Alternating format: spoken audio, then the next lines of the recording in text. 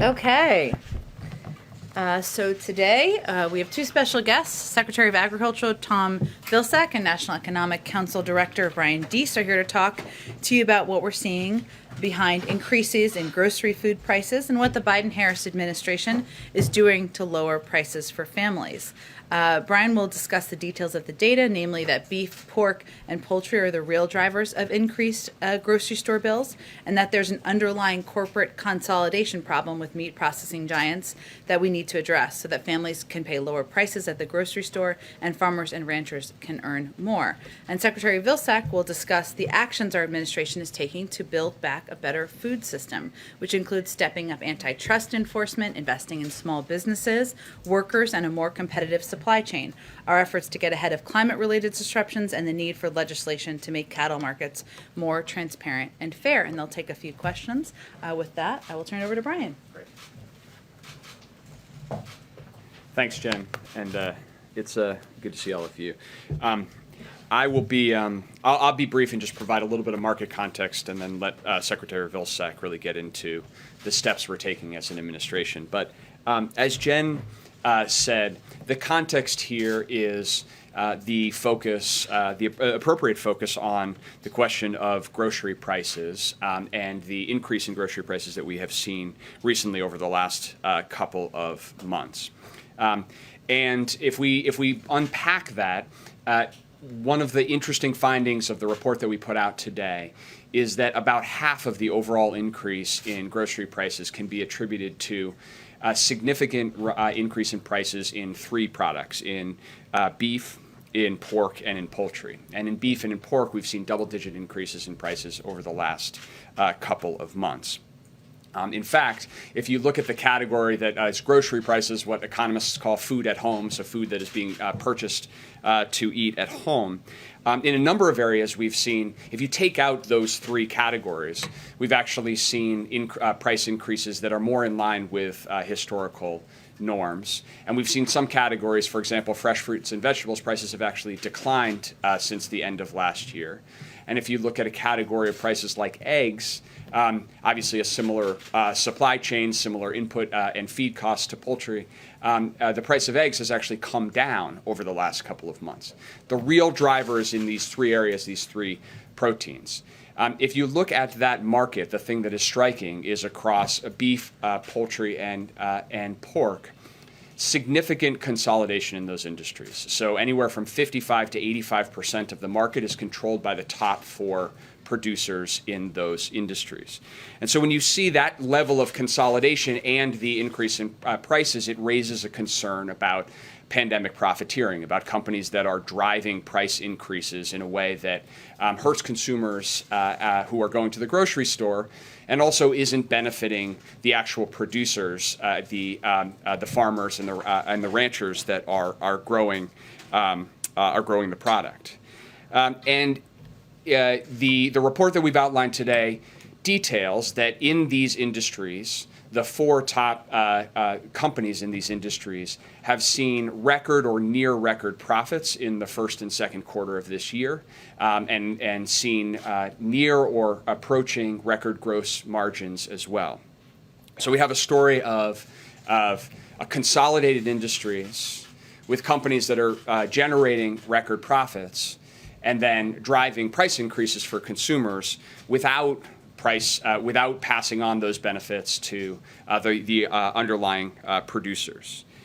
So this raises for us one of the issues that was core to the president's direction to all of us and his entire cabinet to focus on ways that promoting more competitive practices and more competition across industries could actually lower prices for consumers and benefit middle-class families.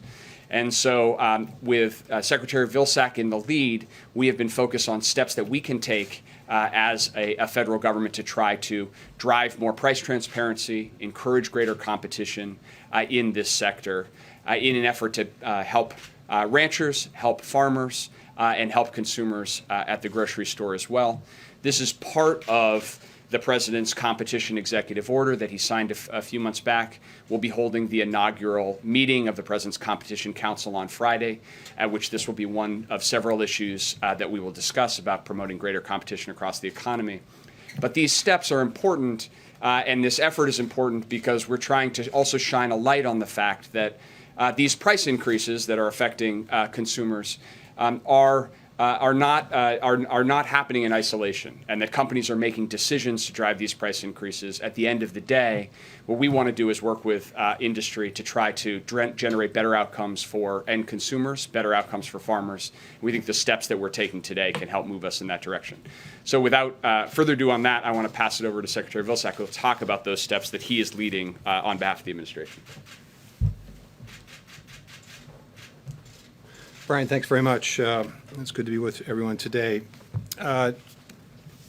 Basically, the Department of Agriculture sees this as basically two functions, two responsibilities.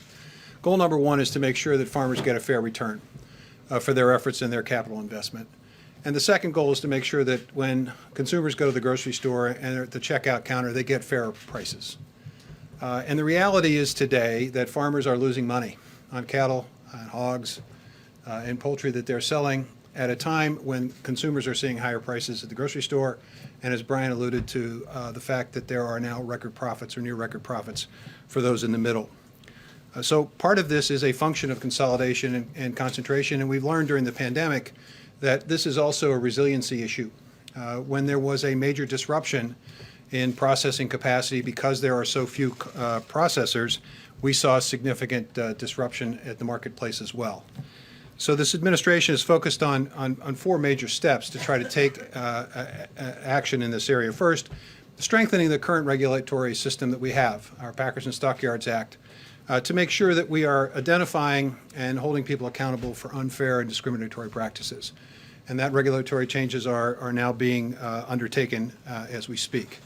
Secondly is to make sure that there's adequate price discovery in the market. Because there is such consolidation, there is very little cash transaction that takes place in this market, and so it's very difficult to determine whether or not the prices that are being paid to farmers are fair. And so we are producing studies, recently a couple of studies to provide more price discovery. Certainly want to work with Congress in their efforts legislatively to pass legislation that will expand the capacity for us to have information.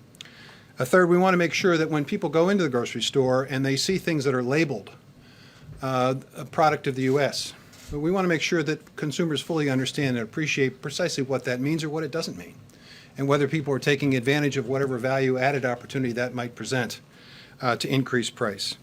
And finally, expanding processing capacity and maintaining the small and very small processing facilities that are dotting the landscape today.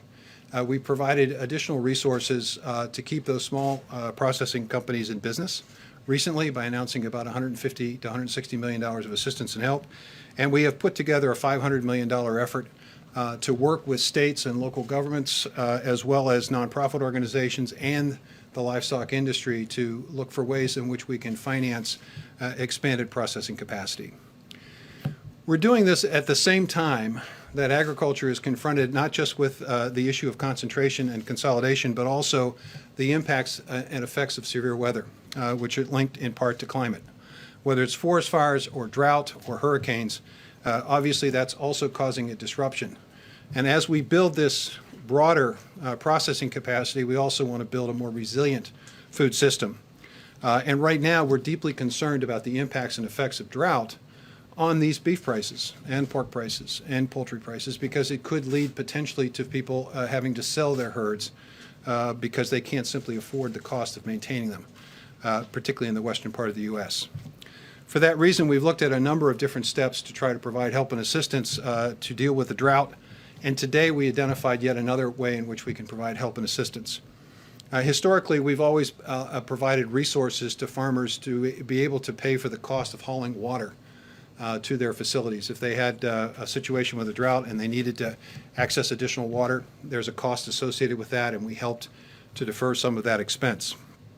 We're now changing that program, the Emergency Livestock Assistance Program called ELAP. We're now changing that to include also assistance and help for transportation expense for feed.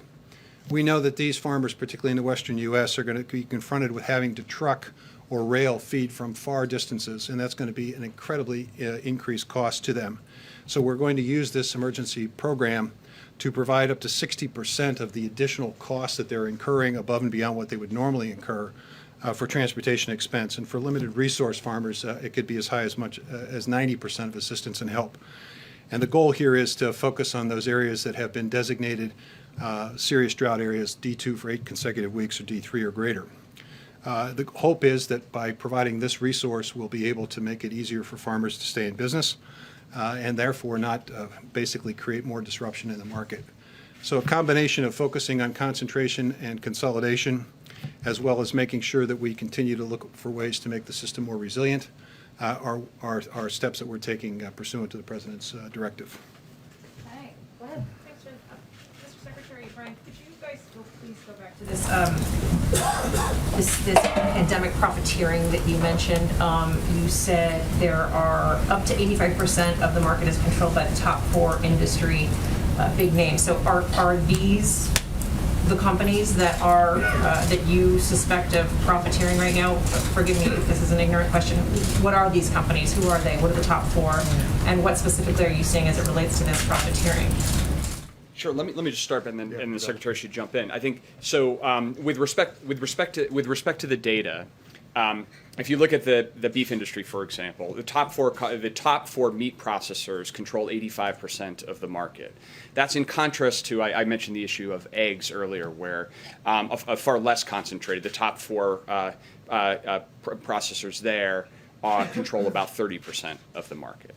And what we've seen is that those four companies, those four companies, we get details. It includes JBS, Tyson. It's in the report that we put out. Those companies have seen record or near record profits in the first half of this year, and that has coincided with a period where we've seen disproportionate increase in prices in those segments. And that actually is driving about half of the increase in overall grocery prices, in overall food away from food at home prices. And so it raises this question of, in this consolidated industry, are those price increases being driven by being passed on to the growers? And what we see, the real concern we have, is that consumers are facing higher prices, and the growers are not getting paid higher, and that raises real concern and a real question, which is what's motivating this focus and the actions that we're taking. Well, and I would just simply say, there's reason for concern here.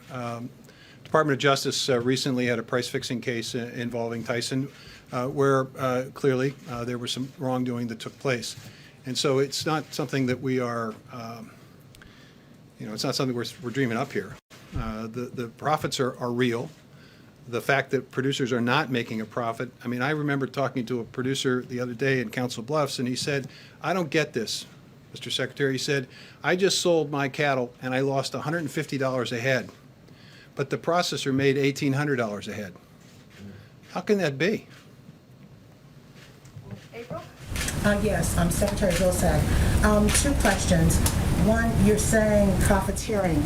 Would you go as far as price gouging as well, saying that word price gouging, those words price gouging? And then also, as you talk about farmers right now in this moment, in this season of COVID, in this season of hurt, I want to go to the black farmer.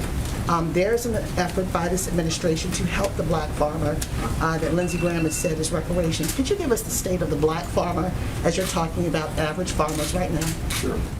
Let me answer that question, the last question first. There are now 13 separate lawsuits that are directed at the debt relief efforts that were passed the American Rescue Plan. We're obviously going through the process of litigation, building the record, and we'll proceed.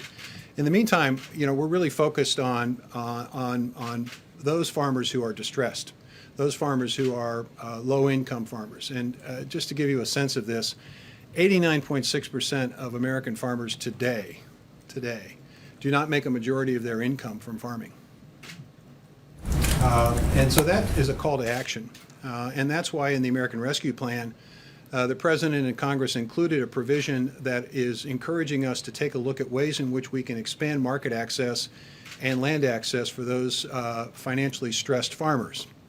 So one of the things we did, with the American Rescue Plan, is we identified procurement. We purchase a lot of emergency food for food banks. In the past, we have purchased that food from large-scale distributors, probably some of whom are doing business with JBS and Tyson and Smithfield and so forth.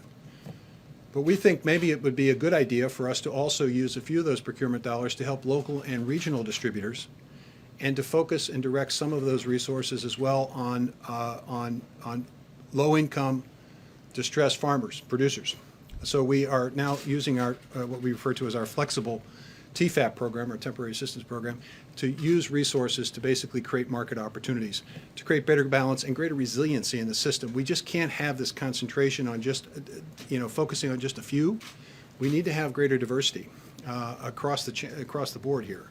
So we're looking for ways to increase market, increase land access, make it easier, obviously, on the debt side, and that's going on. But what about the profiteering versus price gouging? Well, look, again, if I'm losing $150 a head on my cattle, and the guy who's buying it from me, who's forcing me to take that price, is charging and making $1,800 a head, I don't know what you call it, but what I do know is that our job is to make sure that that farmer gets a fair price, and that the producer, when I go to the grocery store and I'm in the checkout line, I'm paying a fair price. I'm not paying more than I should. And right now, because of the concentration, we have two issues here. One, we have the issue of fairness, and two, we have the issue of resiliency. Any one of these facilities, whether it's a cyber attack in JBS or whether it's COVID basically shutting down some of Tyson's facilities, it causes disruption in the market. We need a much more resilient system. One for each of you. Brian, for you, how did you integrate climate into this decision? I think meat production and consumption is one of the leading greenhouse gas emitting areas of the economy, and don't higher prices kind of disincentivize that kind of behavior? And then for you, Secretary Vilsack, we asked you this in May, but where are you on the Twin Metals copper mine decision? Are you going to allow that, or are you going to block that? Sure. Yeah, so on the first, the goal, and just to pick up on something that the Secretary just said, our goal here is to work with industry to get to a better outcome that ends up with a fair outcome for consumers and a fair outcome for American farmers.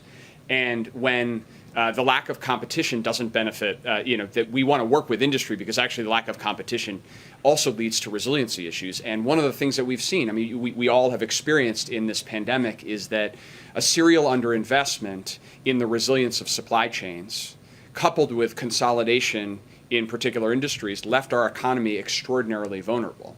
And we continue to live with the consequences of that. And so, in that context, we think it's pretty important not only to address the very practical issue that Secretary Vilsack is describing about the market dynamics, but also to remind everybody that we just lived through an extraordinary period of time where demand for these products was sustained by extraordinary government action. Incredibly appropriate to make sure that food insecurity and other basic human needs didn't fall off during this pandemic, but at the same time, going back and to borrow a phrase the president drills into us every day, without building back better to a more resilient system, puts all of us at risk. On the question, and resilience is also important with respect to the realities of the climate-affected world and a climate-affected country, and those involve the kind of investments that Secretary Vilsack was talking about in having more resilience against the reality of more frequent and severe extreme weather events.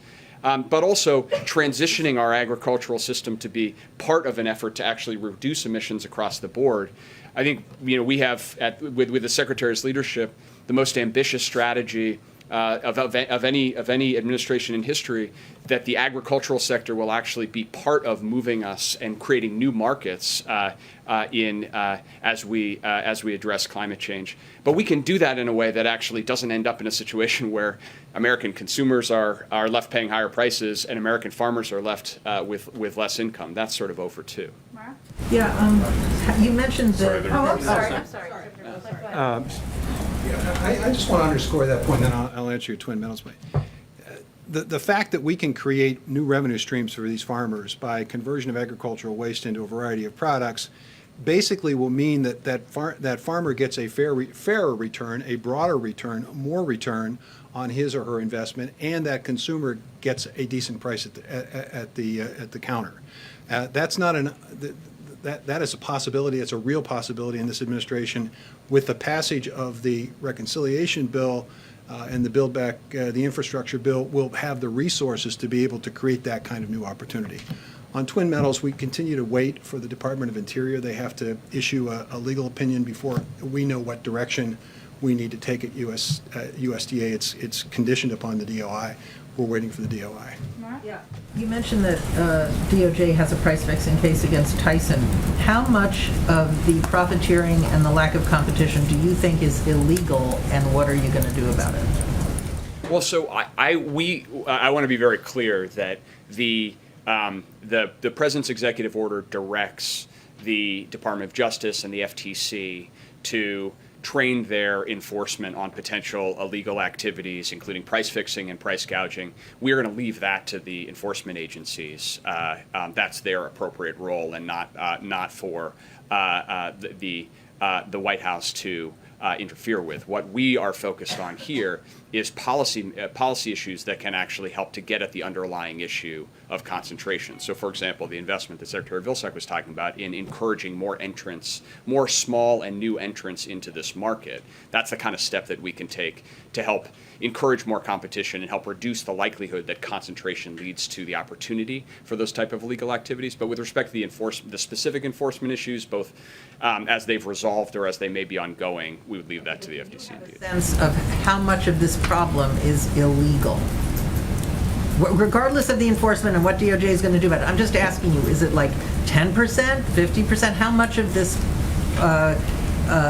consolidation and profiteering is illegal in your mind? Precisely because I'm going to leave those investigations to those agencies. I'm not going to speculate on.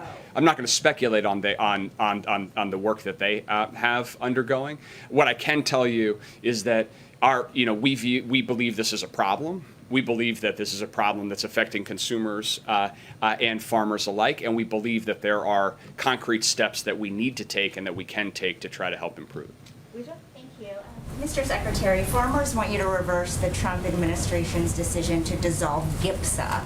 So there is an independent agency that can focus on promoting competition and fair trade practices instead of being buried into AMS. Are you going to reestablish GIPSA? Well, that's a slightly different area. The GIPSA basically takes a look at grading grain and things of that nature, okay? It's not really into the packers and stockyards area. What farmers really want us to do is what we are doing, which is to enforce the packers and stockyards and strengthen that. That's the vehicle by which you can determine whether the poultry tournament system, for example, is fairly compensating poultry farmers, or whether there is a circumstance where packers are discriminating or unfairly treating producers. So that's our focus right now, is making sure that the Packers and Stockyards Act is strengthened. We're going to continue to do the grading necessary to make sure that people understand what a grade 2 corn is and that meets a certain standard. I don't think you necessarily have to reinstitute GIPSA to do that, but you do have to focus on the Packers and Stockyards Act. It was disbanded. You know, a lot of farmers were very concerned. Are you saying you think that they can operate stronger the way it is structured under AMS than it was before Trump? They can operate stronger when you have the enforcement tools and mechanisms with the Packers and Stockyards. That's what's been missing.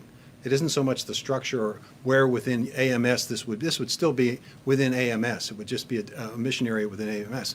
It isn't that. That's not the issue. The issue is, what tools do we have if there is an unfair practice taking place, or if there's a discriminatory practice, if the poultry system is not treating poultry producers fairly, what tools do we have? Right now we don't have very strong tools. We are strengthening those tools so we can call out bad behavior. Thank you. Hey, Brian, just to broaden it out a little bit, between the EO public comments, some letters you've sent, you guys have made clear you want, on the enforcement side of things, to be more aggressive than they have been in the past. Are you and the President comfortable that the enforcement arms of these agencies have been as aggressive as you want them to be? And I guess secondly, there was some sense inside the White House that just taking this posture may preemptively cause companies to lower prices or be more willing. Have you seen any tangible results tied to that? So on the first question, The answer is yes, and the President's executive order directed the creation of a competition council precisely so that we can get the appropriate federal agencies, both the cabinet agencies and the independent agencies together, to make sure that we are all working as effectively as possible toward the goal of that executive order. So on Friday, we will be convening with Attorney General Garland and a number of the other relevant agencies to discuss steps that each agency is independently taking, but then how these all work together. And the truth is that just that information sharing is incredibly important because some of these issues that we're talking about here are intimately related to logistics and transportation issues. So the steps that Secretary Buttigieg is taking, the Department of Transportation, with respect to our ports and our trucking and logistics, you can't effectively solve these issues without having that cross-functional approach. So we'll continue to do that and continue to stay focused at the President's direction on making sure that we're living up to the commitments on the executive order. With respect to your second question, certainly we believe that it's long overdue to have a clear public focus on competition and enforcing antitrust statutes. It's probably been some time. I don't know, ever. It may be the first time ever that GIPSA was issued from the podium at the. But some time to have the Secretary of Agriculture stating a priority, the enforcement of the Packards and Stockyards Act, and we believe that does send an important signal to the market, and that these steps in the aggregate send signals. Certainly, we've seen some. We've seen some instances. There's been some mergers that you and others have covered recently. So I think that we are hopeful that by making clear that this is a priority, that we can bring industry together to more constructively try to solve these issues, and including ultimately the decisions that private companies will make. All right, we can do about two more. Alex? Maybe the Secretary can speak to this. Do you have a sense of when these moves will be felt by consumers and sort of trickle down into lower prices? Because these are problems that are pretty systemic and have been going on for a while. And then I have a question for Brian about the economy overall.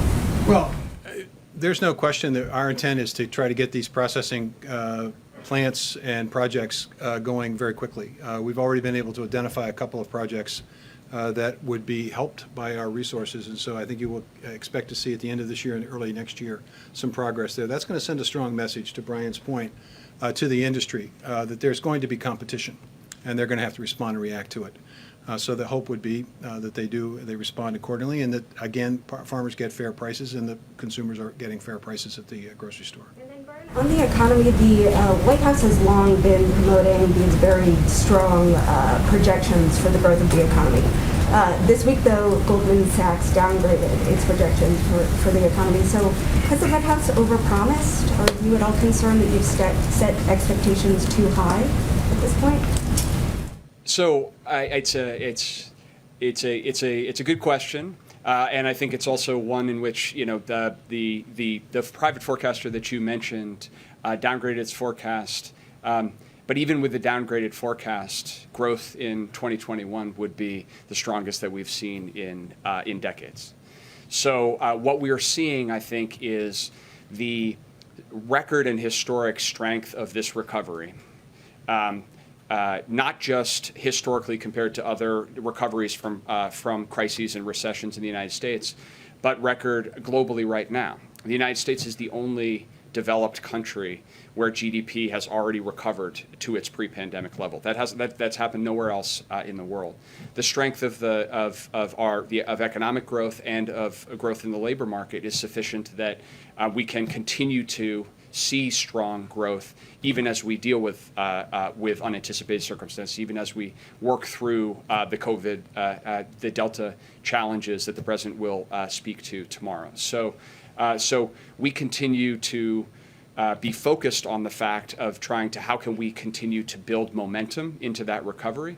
But even as we see these step downs, I think the thing that is most notable about that is that even with these headwinds, we're seeing the United States continue to outpace our international peers and continue to outpace our historic progress for recoveries at similar points in recoveries. All right, Josh.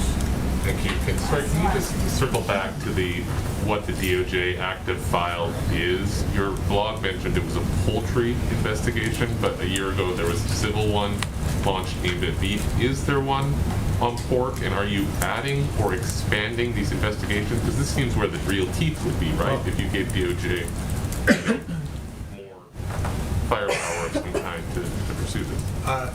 The case I mentioned was a poultry case. Right. So I'm not. Poultry and beef going on now, but not pork. I'm not aware of a pork case. There could be, but I'm not aware of it. Okay. That's sort of outside of our jurisdiction. The only time we ever get engaged in this is if the Department of Justice contacts us and says, hey, we need some information or data. It's not that we precipitate those investigations. It's a Department of Justice function, appropriately so. What we are doing in terms of the tools, the Department of Justice has the capacity and the ability, and they exercise it under their current statutory framework. What we don't have, what we're now going to get, are tools that will allow us to take more definitive action, more aggressive action when we see unfair and discriminatory practices. We don't have that power now. We tried to get it during the Obama administration. Congress blocked it.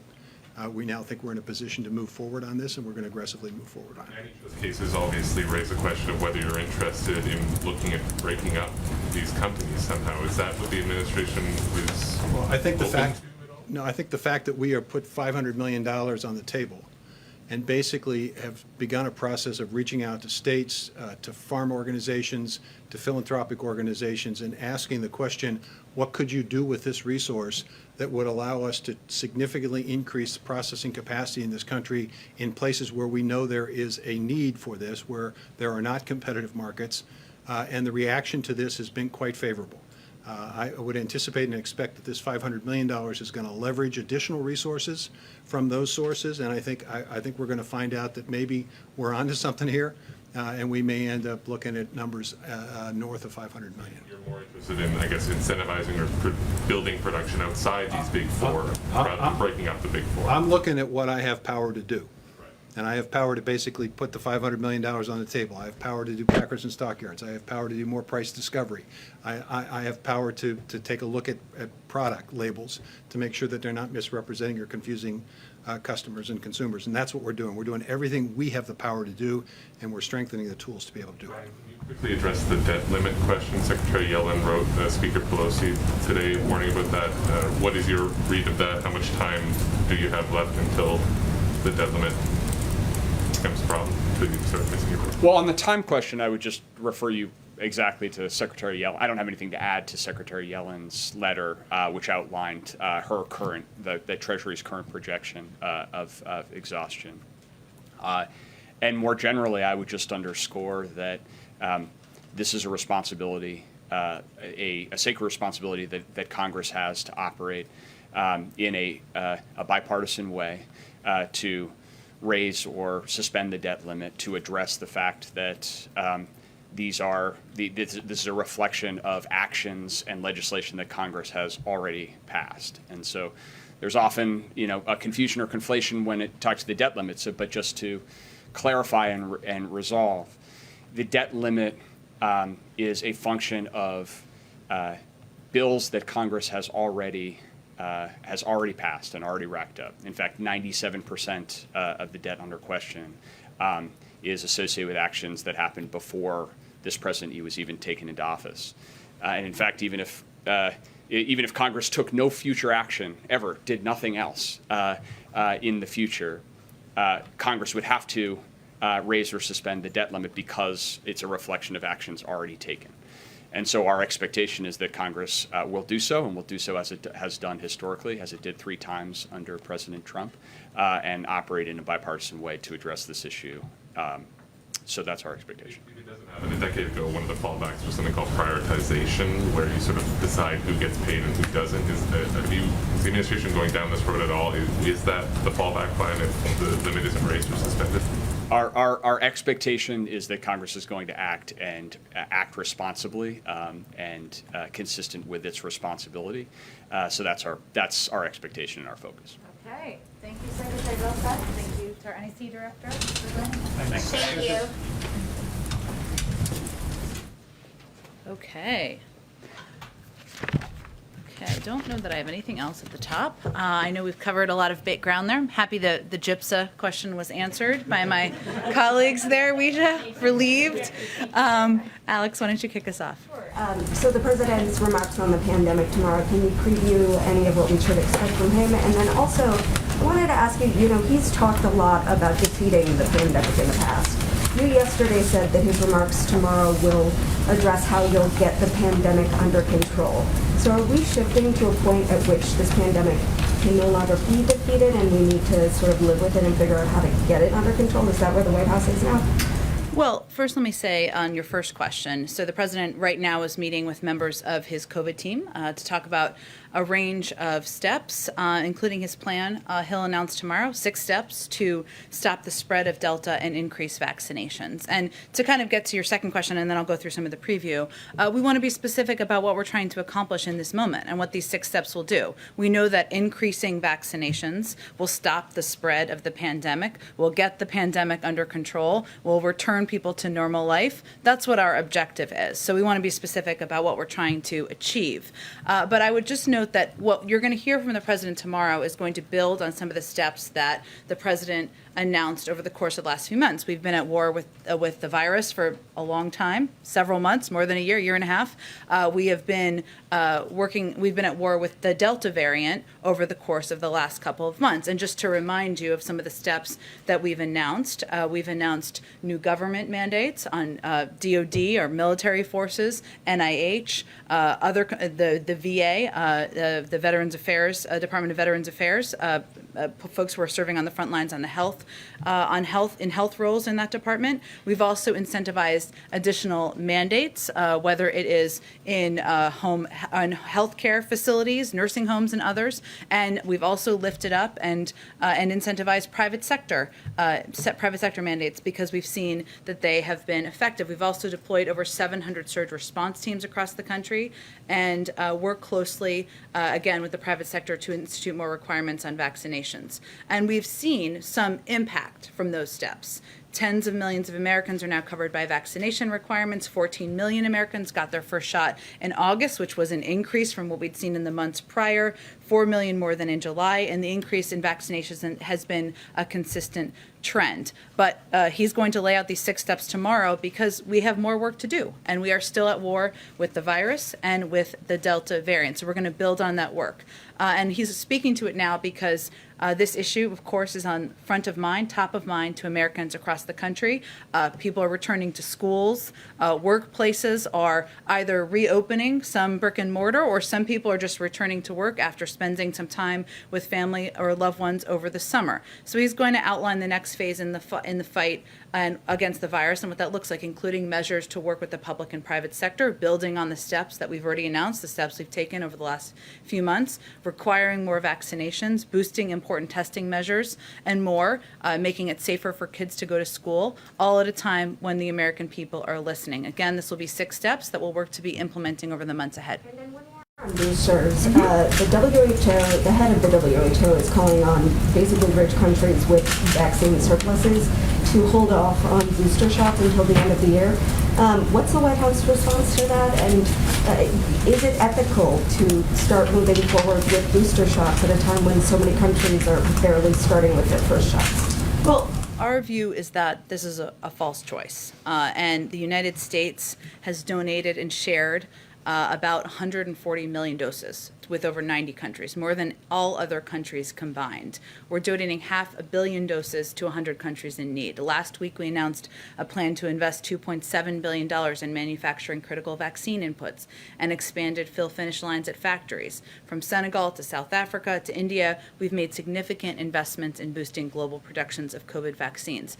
At the same time, the president and this administration has a responsibility to do everything we can to protect people in the United States in this country. And as our health advisors have recommended additional booster shots, we are are working to implement that. Our view is we can do both. I'd also note that there are, in addition to access to vaccine doses, one of the reasons that we have invested in areas like manufacturing critical vaccine inputs, expanded fill finish, is because sometimes the issues are also about distribution channels, about having enough personnel who are trained to distribute these shots, manufacturing capacity, certain access to certain components that go into vaccines. We're working through those as well. But we are doing both. We think we can do both, and we will continue to do both from the United States. Go ahead. A couple questions on Texas. The governor there was asked about the lack of an exception for rape or incest in the abortion law, and I don't know if you heard his comments, but he said his answer to that question was that Texas will work tirelessly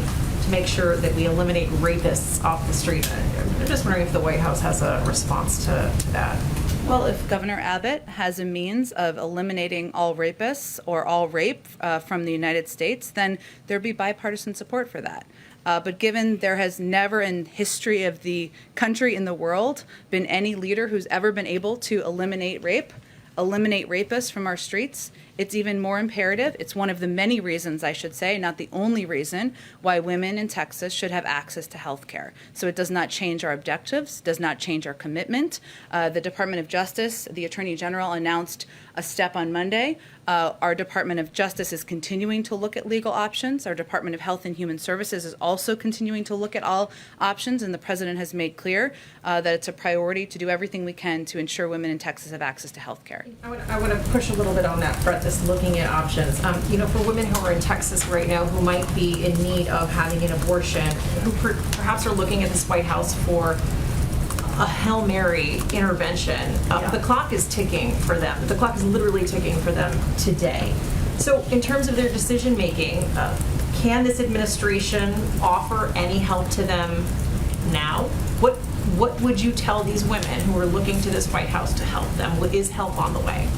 Well, we would tell them first that this law is a violation of your rights, and we are going to do everything we can to provide assistance as quickly as we can. One of the reasons why the Department of Health and Human Services is a key component here is obviously because they oversee the nation's healthcare systems, but they are going to look for ways to make sure we are providing access to healthcare to women in Texas. I noted that the Department of Justice announced a step that they were taking on Monday. Clearly, this law this bill that was signed into law is something we strongly oppose, and there's an urgency to looking for and announcing actions to help women now. And certainly we understand that women are looking at their choices right now, today, tomorrow, last week, and we are hopeful we will have more to convey to them directly. But in terms of tangible help that's on the way, would the White House support the FDA lifting restrictions on mifepristone, the so-called abortion pill? This is a decision that the FDA has to make on their own based on science. And certainly we believe in the independence of the FDA to make these decisions. And we know that there are a number of advocates who have called for that, but we'll leave that decision to the FDA. Go ahead. The January 6th Commission has asked for a number of documents from executive agencies pertaining to actions by the prior administration. I believe the deadline for complying with that is tomorrow. Is the administration going to assist in that investigation in the way that they have asked, or are you going to assert executive privilege?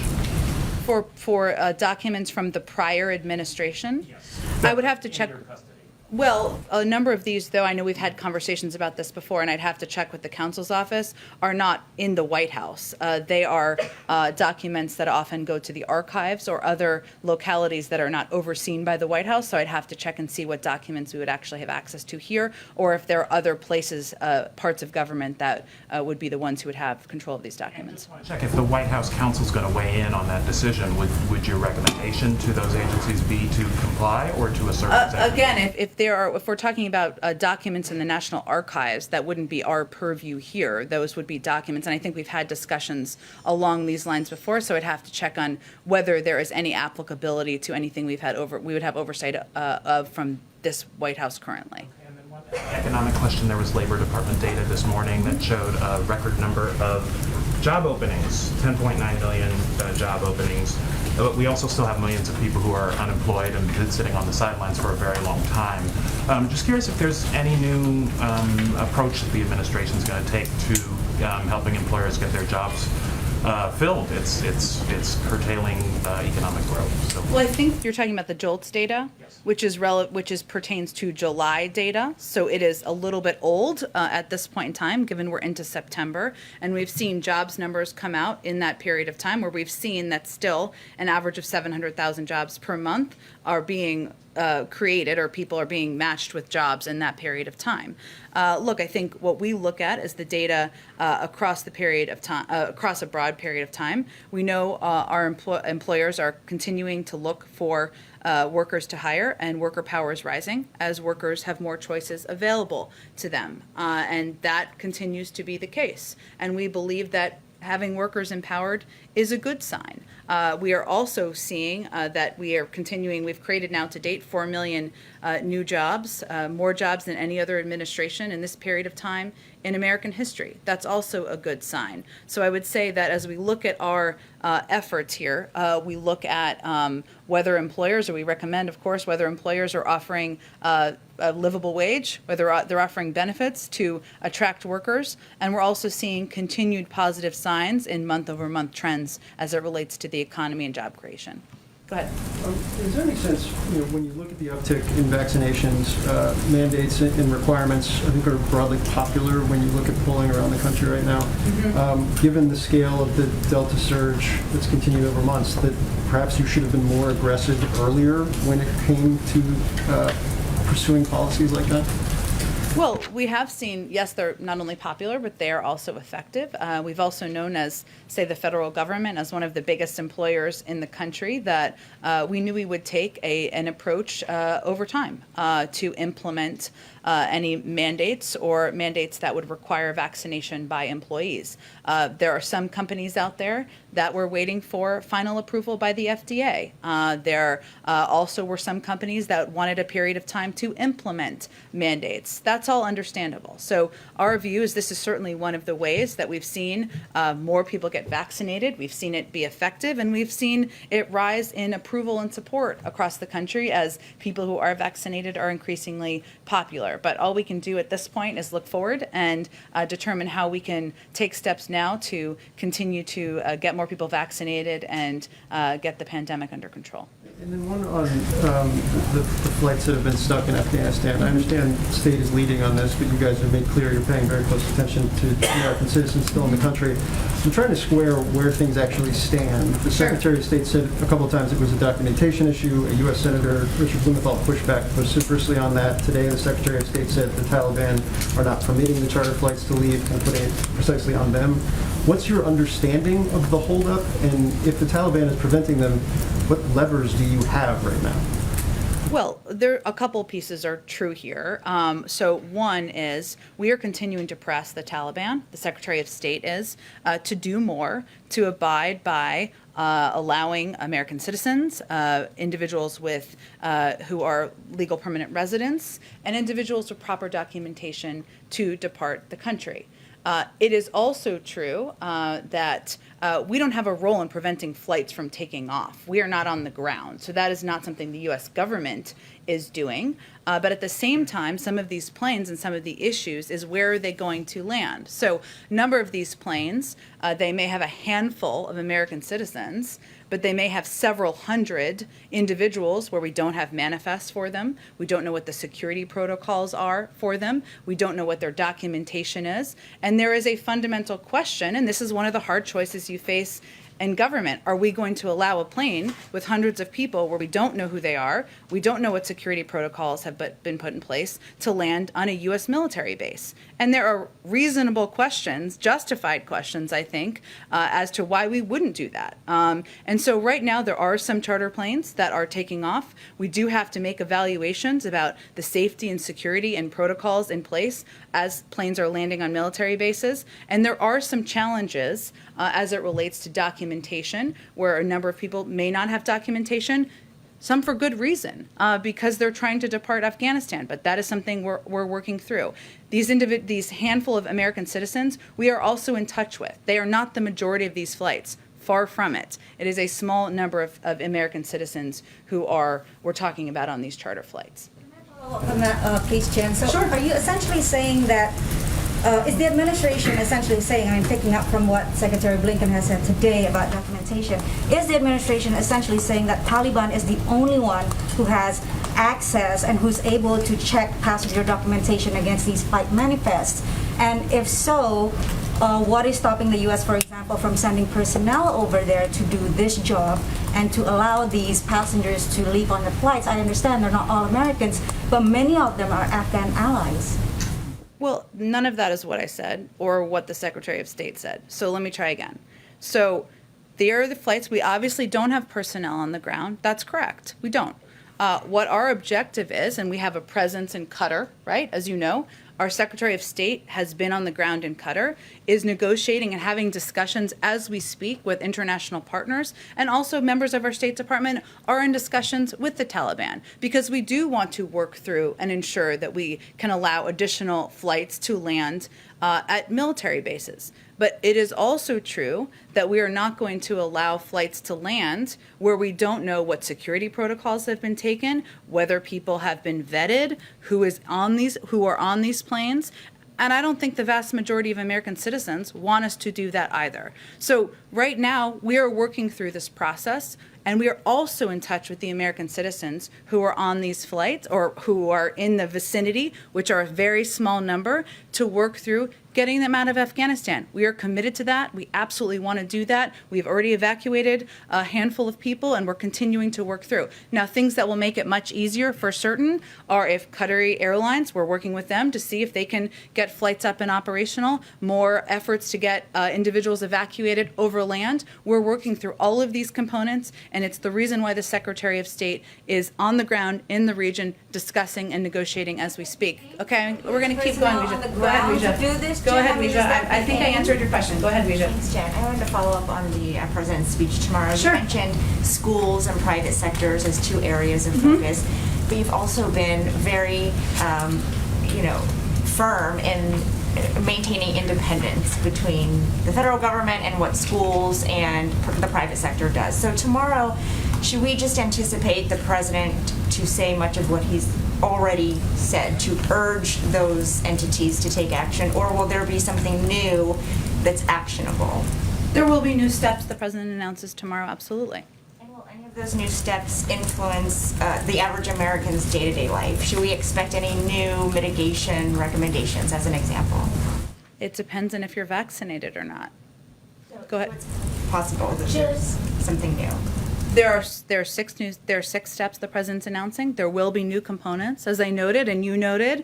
Some of that will be related to access to testing. Some will be related to mandates. Some will be related to how we ensure kids are protected in schools. And we'll have more. We'll preview more tomorrow as all the pieces are finalized. But there will be new components that sure will, of course, impact people across the country. But we're also all working together to get the virus under control, to return to our normal lives. And I know many people, I'm sure, are looking forward to hearing what the President has to say. And then just one quick follow-up on timing. We're just a few days away from September 11th. Do you have any update on when the DOJ might release those FBI documents related to the investigation? I don't. It's their process. They're obviously overseeing. I think we said a couple of weeks ago we didn't anticipate that process would necessarily be done in advance of September 11th. It's really based on their timing. It's not a deadline. I don't think that they've set for that. Thank you, Jen. Following up on these charter flights that the Taliban is holding up in Afghanistan, the Secretary of State said there are limits to what we can do without personnel on the ground. Yeah. You just said we are not on the ground. You're right. Whose fault is that? I don't think this is about fault here. I'm convinced. I think what people want to understand is what we're doing to help address it. There's a handful of Americans, and I'm sure you're not suggesting we should have flights with hundreds of people we don't know who they are, where there's no security protocols. Too few to go in. Too few. I just am conveying to you there's a handful of Americans who we are also in touch with, and we are working to help get evacuated from Afghanistan. But decisions you have to make in the federal government are not yes and no decisions or as simple as what you're laying out here. What we're evaluating and looking at is how to keep people on our military bases safe while also getting these U.S. citizens dual citizens, people who are prepared to leave Afghanistan, able to leave. At the same time, we don't think we're not going to allow flights that have hundreds of people who we don't know who they are, who haven't been security protocols, where we haven't seen the manifest, to land on U.S. military bases. Okay, there are now more terrorists wanted by the FBI and the new Afghan government than there are women. Does the president think that is a foreign policy success? Well, first of all, no one in this administration, not the president, nor anyone on the national security team, would suggest that the Taliban are respected and valued members of the global community. They have not earned that in any way, and we have never assessed that. This is a caretaker cabinet that does include 4 former imprisoned Taliban fighters. We have not validated that. We have not conveyed we're going to recognize it. What we are working to do, and nor are we rushing to recognition, there's a lot they have to do before that. What we are working to do is to engage with them because they oversee and control Afghanistan right now to get American citizens, legal permanent residents, SIV applicants out of Afghanistan. We have to engage with them. To engage with them, their new acting interior minister is a Haqqani network terrorist. He's wanted for a bombing that killed 6 people, including an American. He's believed to have participated in cross-border attacks against U.S. troops. There's a $10 million bounty on his head. Why are we engaging? Should we not talk to the people who are overseeing Afghanistan and just leave it and not get the rest of the American citizens out? What are you waiting for them to do? They just formed their government. What are you waiting for? Something? Waiting for what? You're saying that we're not going to rush to recognition. That means that there could be recognition. As we've said many times, the international community is watching, the United States is watching. It's whether they let people depart the country who want to depart, whether they treat women across the country as they have committed to treat them, and how they behave and operate. And therefore, we're not moving toward recognition. At the same time, we're dealing with a reality world here where we have to engage in order to get American citizens and others out of the country. Go ahead. Jen, you mentioned that there will be news tomorrow in the president's speech as it relates to mandates. Should Americans expect more similar government mandates like what we've seen with agencies and the federal workforce, or would this be in a different category?